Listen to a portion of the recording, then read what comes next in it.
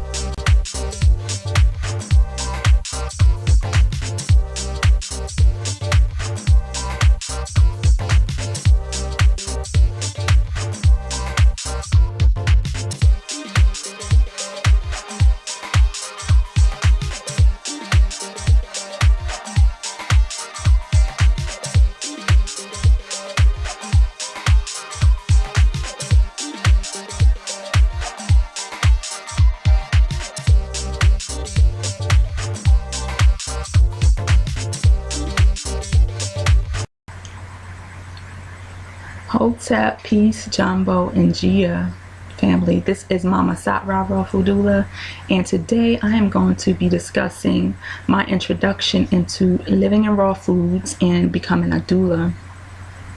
And so I guess what I will do is I'll start with my introduction into living in raw foods.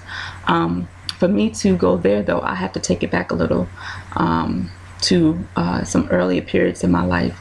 So I have always been a little, I guess, different, if you will. I'm always kind of following my own path, and at an early age, at like 13 years old, I stopped eating pork.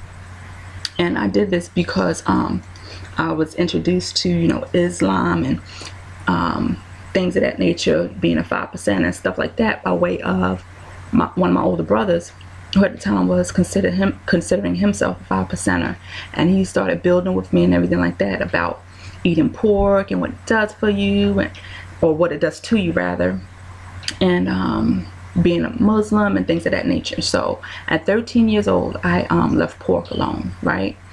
And then a few years later, at about 16 years old, by way of building with people, reading, things of that nature, I gave up eating meat, all meat except for fish. So at 16 I was eating only fish, and I was eating dairy.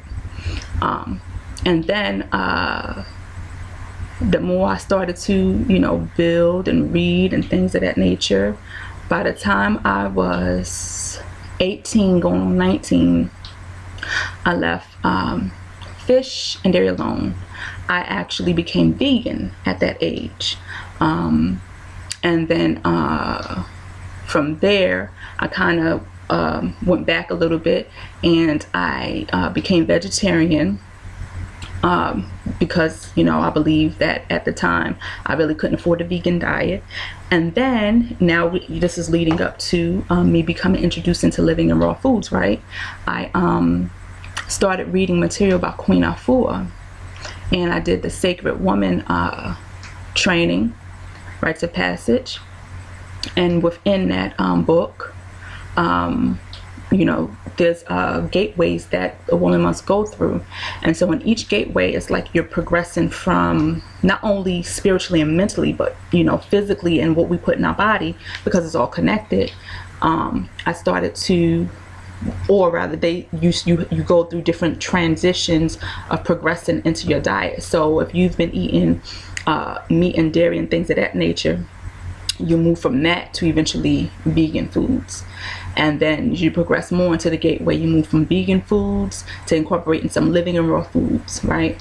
And then from that to incorporating more living in raw foods, until you reach the end of the gateway.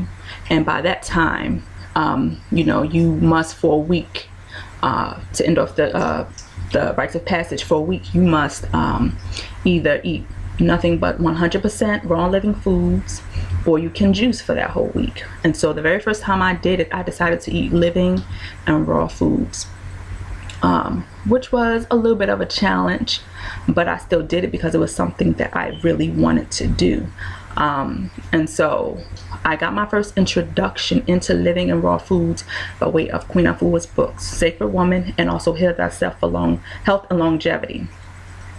So after I came off of the fast, and I came off of doing the Sacred Woman training, a few months later, I started building with my husband, who was not my husband at the time. I knew him prior, but we kind of like lost connection, and then we kind of regained connection, and I just started building with him. And it just so happened that one day he decided he wanted to do a living in raw foods fast, and I told him that I would join him in doing that. I was still living in South Carolina. He was here in Baltimore, Maryland, where he's from. And yeah, so I decided that I would do it with him. Well, we was to do the fast for a month, which we did, and as the month started approaching, he had told me that he was not going to come off the fast. He was going to make it a lifestyle. He was just going to stay on the raw living foods diet, which was good.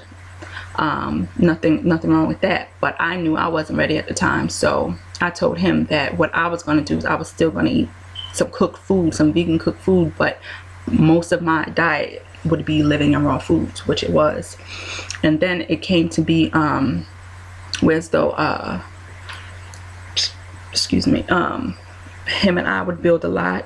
Of course, he was building with a brother we know, brother Asar Mesh Amin of Raw Unk Lifestyles, and who has been a living in raw foodist for some time now. And so my husband had got his introduction through this brother.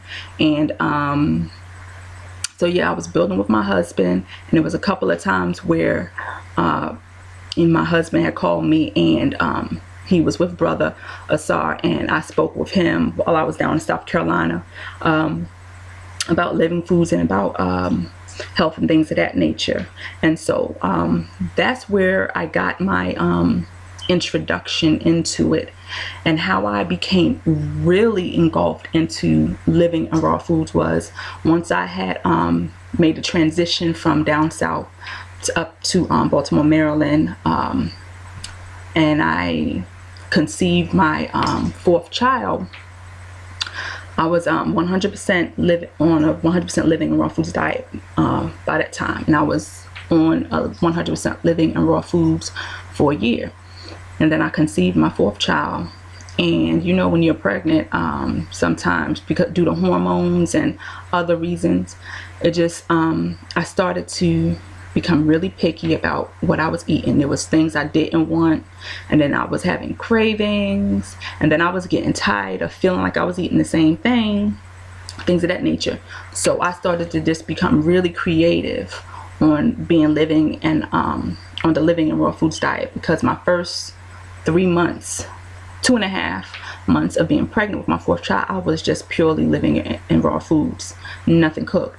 And so I just started becoming really creative, using the dehydrator, using the sterilizer, using our blenders, food processor, things of that nature, because I was tired of feeling like I was eating the same things. So I was like, maybe if I become creative and switch it up a little bit, then, you know, I feel like I'm eating something different, which it worked for a little while. So that's where I got my introduction, and believe it or not, that's how Foodtastic Family Visions came to fruition, by way of me being pregnant with my fourth child and becoming really creative in the kitchen, because I was tired of eating the same old things. Because before then I would sterilize and dehydrate things here and there, but I wasn't using it like that. But what happened was when I became pregnant with my fourth child, it was just like, no, I have to do something else. I can't feel like I'm eating the same thing. So even though I didn't know it at that time, that was the introduction into Foodtastic Family Visions, because when I was pregnant and I started creating all these things, all these different meals and foods, that's where a lot of things came into place, where I was like, oh, you can create this on a raw foods diet, you can create that, I can create that. So after I had my daughter, like a few months down the line after I had my daughter, my fourth child, you know, the concept came to me about Foodtastic Family Visions and making foods and you know, selling this product to people who are interested in living in raw foods or on living raw foods and need a little something more attractive. Because I know when I first had my start, how I thought that living in raw foods was really about just eating salads and eating nuts and stuff like that, and it doesn't have to be like that. And sometimes for some people, not all, but for some people, that can deter them from wanting to be on the living in raw food side, because they are used to eating cooked foods that appear a certain way and taste a certain way. And so when you as I was creating these living in raw foods, I was just like, this can be an introduction into helping our people to move from the cooked foods or incorporate more raw foods by making it attractive. And so that's how I got my introduction into living in raw foods, and that's how Foodtastic Family Visions came into fruition. As far as me becoming a doula, how that came to be was with my third child. I was in a birthing center. I had no doula. I had no midwife. My first 3 children, they were born in a birthing center. No doula, no midwife. Well, my third, I had a midwife with him, but it was not a hired midwife. I had no idea that I was going to connect with a midwife. What happened was I went to the birthing center, and the nurse who admitted me, she was terrible. She was just saying things that just made me uncomfortable. Me being a mother about to give birth, she was just saying these horrible things. But anyway, what happened was a birthing center midwife happened to come into the room. She introduced herself to me. She let me know who she was. I told her what my vision was for my birth. She was elated. She was so excited for me. Her energy was totally different. I was so glad she was there. And that's how I got my introduction into wanting to become a doula, because I was so blessed and so happy that I had this midwife come to be with me by my side when I was getting ready to give birth to my third child. Because like I said, the nurse had been saying some crazy stuff to me and kind of making me a little fearful, and that's just something you don't do to a mom who's about to give birth. And so when this midwife came by my side and she respected my decisions and she cheered me on and she was there, she allowed me to birth the way I wanted to birth, she played music for me, things of that nature, I really took to that. And I was like, you know what, I want to do that for other women. I want to inspire other women like that. And so maybe a few years later, I started researching midwifery. I still did not apply to become a midwife or doula or anything like that. I just researched it, and I knew I wanted to go in that path eventually because of that experience. And then what happened was a few years later, after moving to Baltimore, Maryland, I got to experience having a doula, and I also got to experience having a midwife, a hired midwife, and I got to experience having a home birth twice. And so in those experiences, and from the beautiful births that I had at home with my midwife, with beautiful women being by my side, with my family being by my side, and just a beautiful experience. I was convicted by then. I was convicted by then that this is what I want to do. I want to empower other women.